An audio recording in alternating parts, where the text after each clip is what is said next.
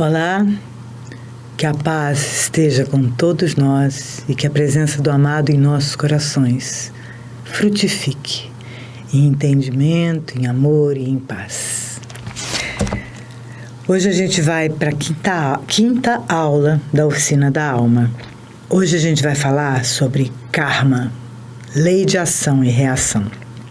A lei das compensações é uma das maiores e mais vivas realidades do universo. Quem nos diz isso é Emmanuel, A Caminho da Luz, no capítulo 32. As marcas do karma. Todos nós carregamos as marcas do karma. A palavra karma não pertence ao espiritismo, mas o seu uso se generalizou entre nós. Trata-se de um termo budista de origem sânscrita. O seu uso é bastante prático, reduzindo a apenas cinco letras expressões como estas. : consequências de vida anterior ou reações de atos praticados em vidas passadas. Isso é o que traz a noção mais importante de karma. E esse é o motivo principal de sua vulgarização no meio espírita. Na mensagem de Emmanuel, o problema central é o karma, mas a lição fundamental é o amor. O Espiritismo nos revela que não se trata de castigo, mas de consequências naturais do processo evolutivo do espírito. E quem fala isso é o irmão Saulo, no livro Chico Xavier Pede Licença, psicografado por Chico Xavier.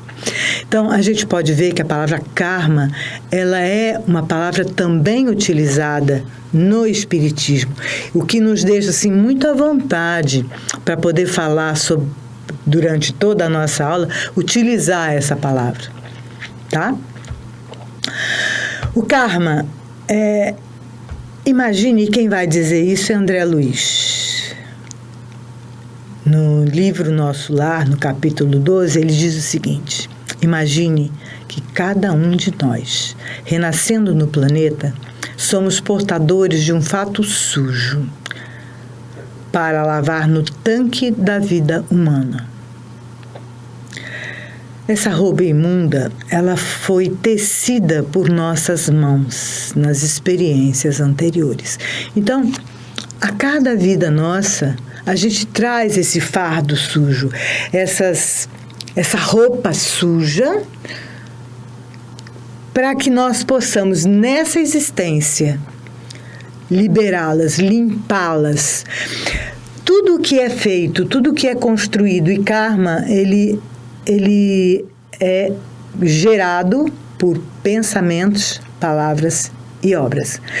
E tudo que é gerado, tudo que é produzido por nós, ele vai ter que ser liberado por nós, se não for de uma boa qualidade.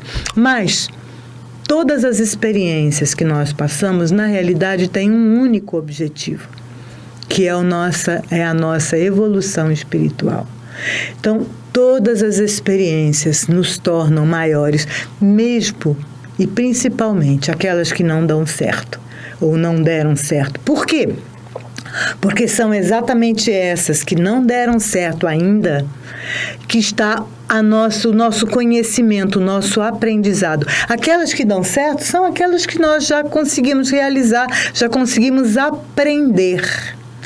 Então, nós não devemos nos aprisionar nas dificuldades ou nos karmas gerados no passado, mas sim observá-los como oportunidades de crescimento, oportunidades de aprendizado, para que a gente possa sair maior, ampliar a consciência, ampliar nossas virtudes, nosso entendimento e nossa vontade.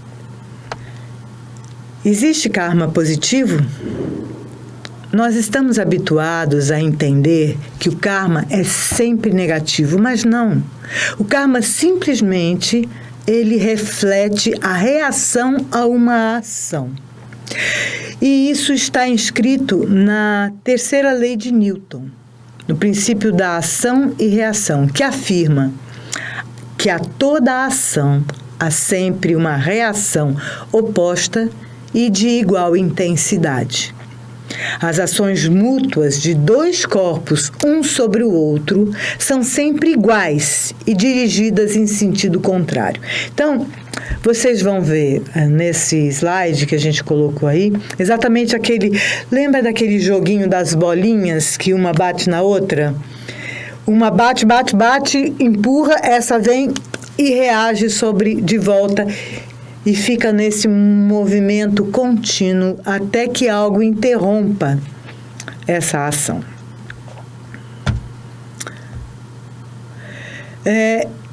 Existe o que nós chamamos de visão kármica. O que é a visão kármica?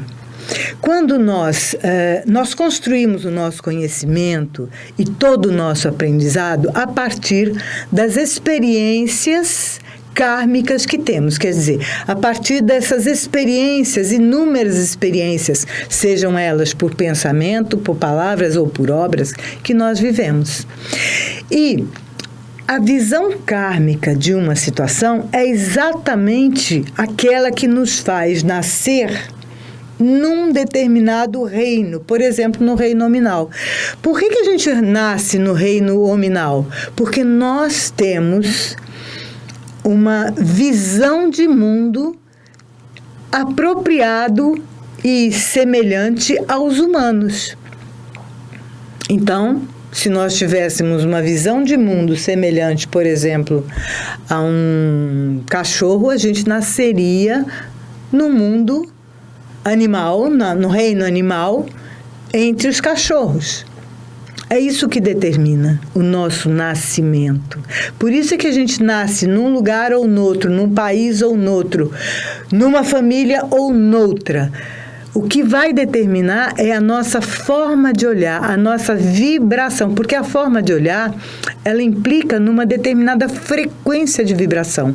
A gente emite essa frequência de vibração e faz com que a gente nasça num lugar ou noutro, num reino ou noutro, ok? Nascer em determinado reino significa identificar-se com a visão de mundo daquele nível de consciência, isto é, partilhar a visão kármica e o modo de sentir, perceber, pensar e proceder de determinada sociedade. E por isso também que alguns nascem na Índia, outros nascem na China, outros nascem no Brasil. A gente vai nascer naquele lugar com o qual a gente tem afinidade vibratória. E é sempre assim. A afinidade vibratória é que determina onde a gente vai estar. E afinidade vibratória significa lei de sintonia.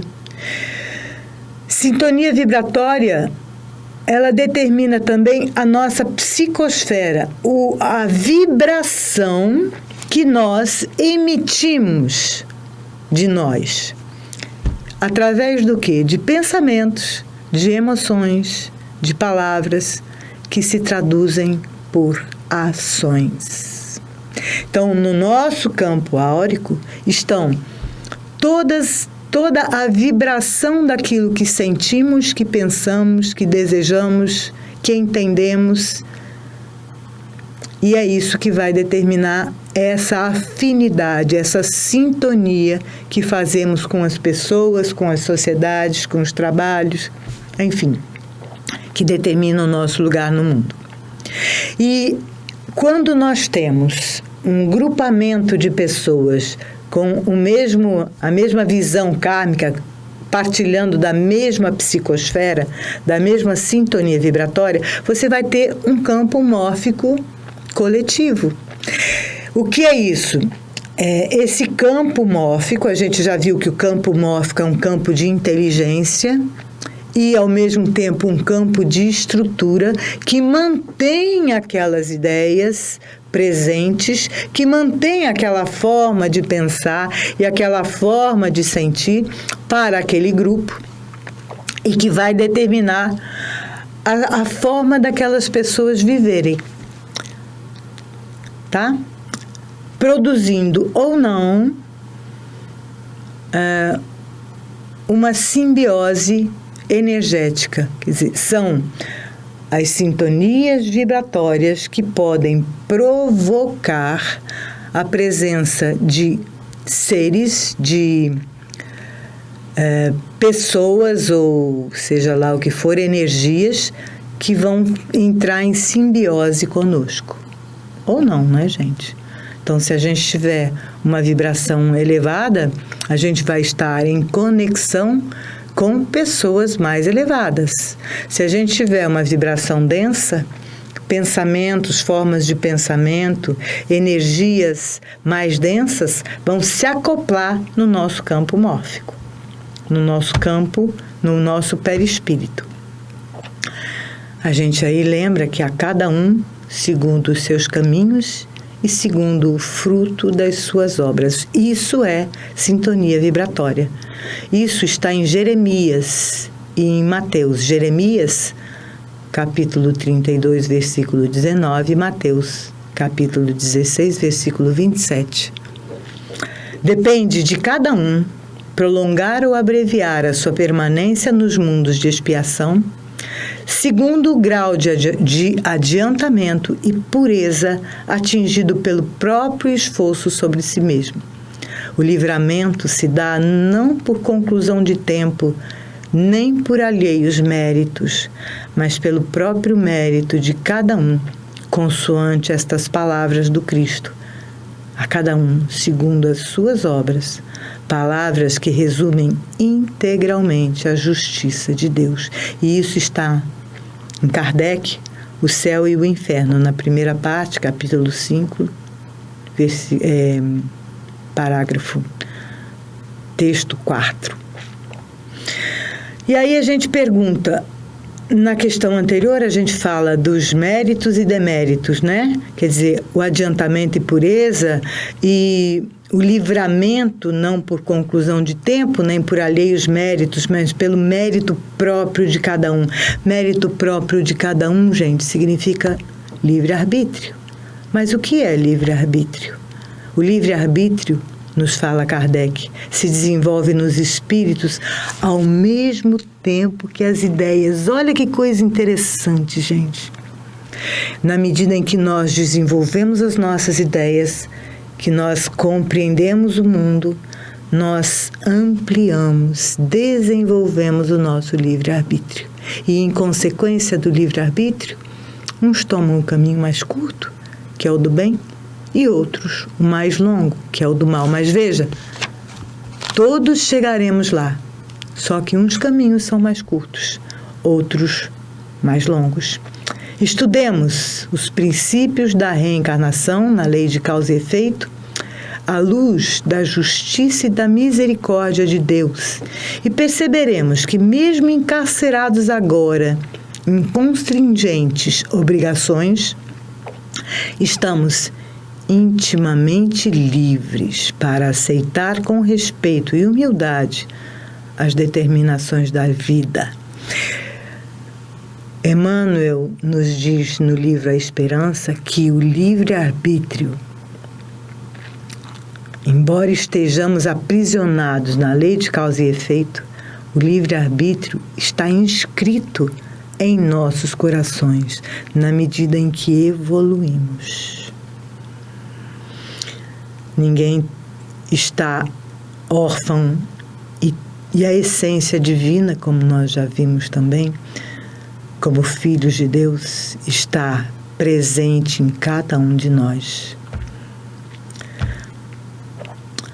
E aí a gente pode falar, lembra que eu falei lá atrás do karma coletivo, das cidades e tal?